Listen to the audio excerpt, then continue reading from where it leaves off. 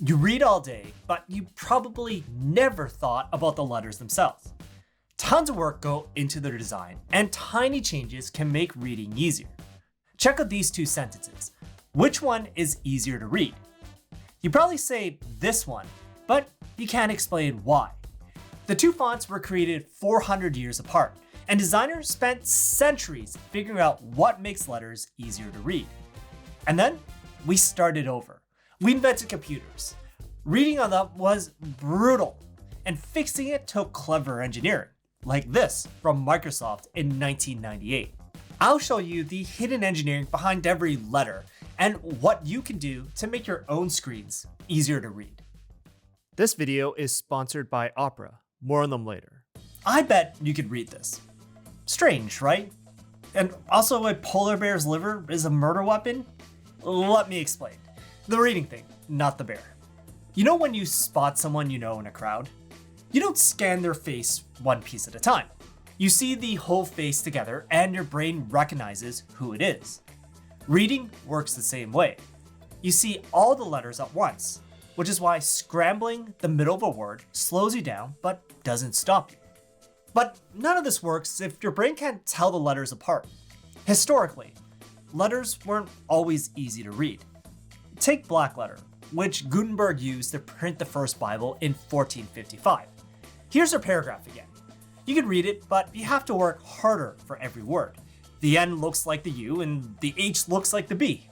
But luckily for us, letters got simpler and more distinct over centuries, mostly for aesthetic reasons. By the 1500s, the letter shapes we use today were locked in. That's why fonts for reading look so similar. Logos can get crazy. Body fonts can't afford to. And for decades, researchers have been studying which part of letters actually matter for legibility. One study deleted parts to see which ones your eyes needs. Others looked at fonts and how it impacts legibility. In 2023, Mary Dyson reviewed decades of this research in her textbook Legibility. Her conclusion, there's a lot we don't know, but there are a few things that we know work. Let's look at a letter with an enclosed space. This is called a counter. Lots of letters have them. Others have an opening. This is called an aperture. It's kind of like Pac-Man's mouth. When those openings shrink, letters start losing their identity, so C, E, and O blur together. In 2007, researchers studied this. They flashed individual letters with different fonts for a fraction of a second. Readers called out what they saw. When researchers showed the letter E on most fonts, it was correctly read out. But for Garamond, E measly 10%. And you've seen this E before. Remember these sentences from the intro? Your eye had a harder time with the top one. Now you can see why. Smaller counters and apertures. The lowercase letters are also shorter. Designers call this X height, and it matters more than you think, because most of what you read is lowercase. X height decides how big and readable a font can feel. That's why fonts like Roboto pushes X height even higher. Google uses Roboto where text gets small like the user interfaces in Android and Maps. Great design comes from obsession over small details. I'm the same way about the tools I use. That's why I use Opera, the sponsor of this video, to make my research easier. And if you ever go through a lot of articles or papers, manually resizing windows can be such a pain. Now Opera lets me split my tabs and I can drag a divider to adjust the widths. It's so much easier and faster. But then this happens. I keep way too many tabs open and forget which ones matter. Opera automatically groups links I open into its own tab island. I can have as many as I need. One for articles, one for patents, one for travel research during my breaks. You can name them, color code them, and collapse them, making organization easy. Opera also puts a subtle line under each tab called tab traces. A brighter line means more recent, and when I have a ton of tabs open, these help me find which ones I just used. No more guessing. I also use Opera's faster and smarter AI to quickly summarize long articles. In a few seconds, I know if it's worth reading. Inside a dense paper, I can highlight a passage and ask for a breakdown right in the sidebar. Easy, no extra tab, it's built in. I'm a fan.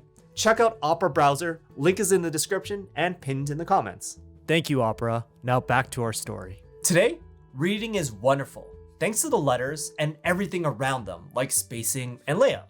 But making words readable on screens needed a different kind of engineering.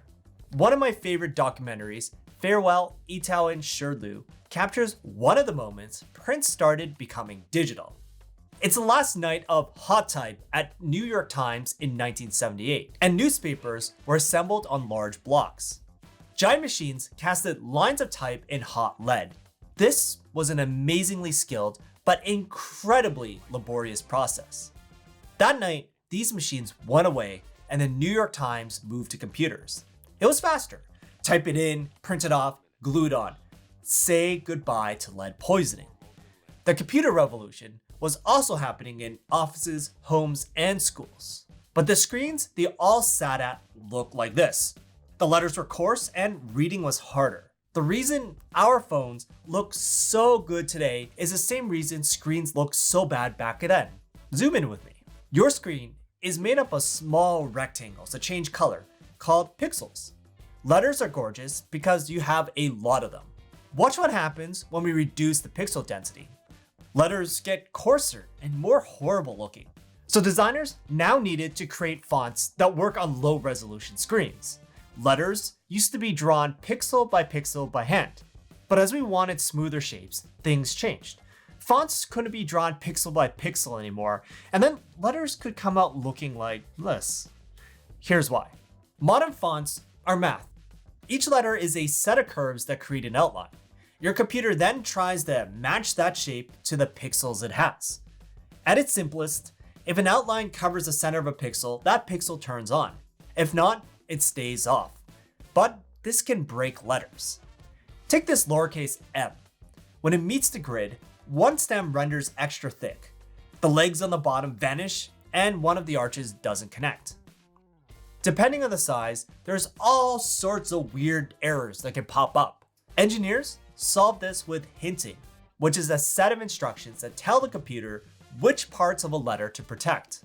With the M, we can tell the stems to be the same width, then the legs to come back, finally connect the arches. The end result is that characters look much more normal. This is why Microsoft had their core fonts hinted for Windows 3.1 in 1992. You might recognize some of them, including Times New Roman. During school, my professors would be like, I insist on this font only. And I never understood why Times New Roman was such a staple until this video. Turns out it was originally designed in 1931 for the British newspaper The Times to improve legibility. And then Microsoft had it optimized for screens in the 90s. This performance across two mediums made it the staple for academic work even today. But letters are still ugly and blocky, which is why hinting is stage 1 of making fonts look better. Stage 2 is smoothing it out. The ultimate solution is a better monitor with more pixels. Today, a 4K monitor is relatively cheap, but in the early 2000s, it cost $8,000. Instead, engineers built two clever tricks so people can better read on the screens they actually had. So trick number 1, let's take our ugly character and this is anti-aliasing. A gradient of gray smooths the outline. If you played a video game, anti-aliasing is what smooths jagged edges on characters, although the technique is different. For text, this anti-aliasing is wonderful for larger headline sizes.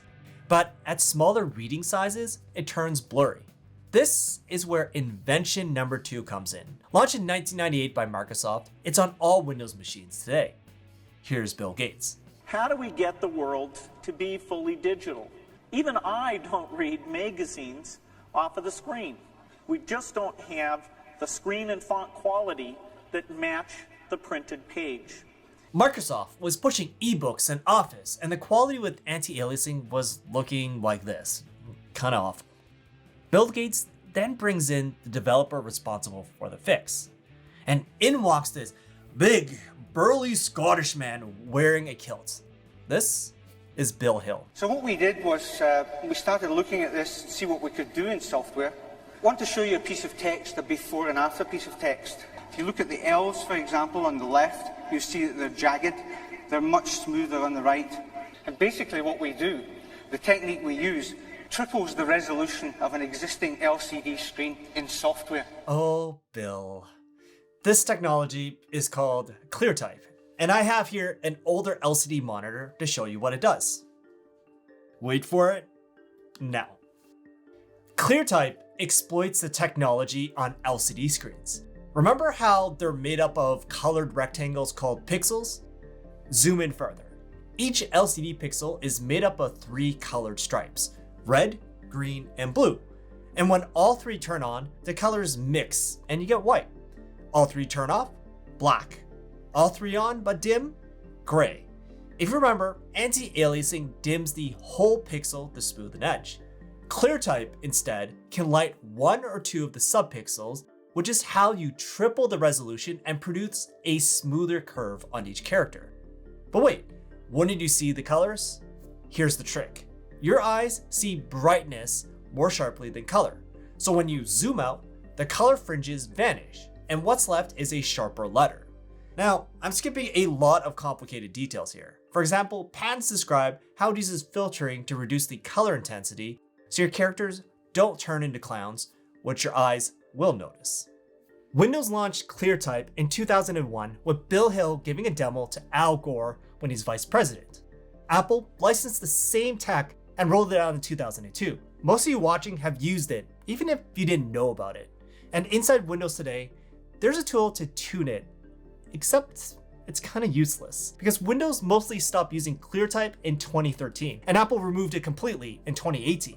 Both companies replaced it with grayscale anti-aliasing because Cleartype caused some technical issues around aesthetics, and more importantly, screens got better. Like, look at your phone today. It's incredible. Except most of you watching are still using like low resolution computer monitors. Like, well, maybe not this old, but according to the March 2026 Steam survey, Steam, the gaming service, 52% of users were still using 1080p monitors and 21% 1440p. So I'm one of those people. I've used a 34-inch 1440p monitor for years. And okay, this isn't technically a low resolution monitor, but I noticed over the last few months, I preferred working on my 14-inch MacBook more than the screen. And I didn't realize why until this video.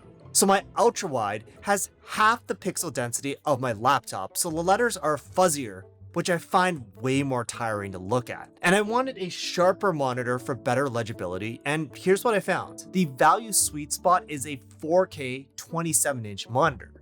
The key is its pixel density at 163 pixels per inch.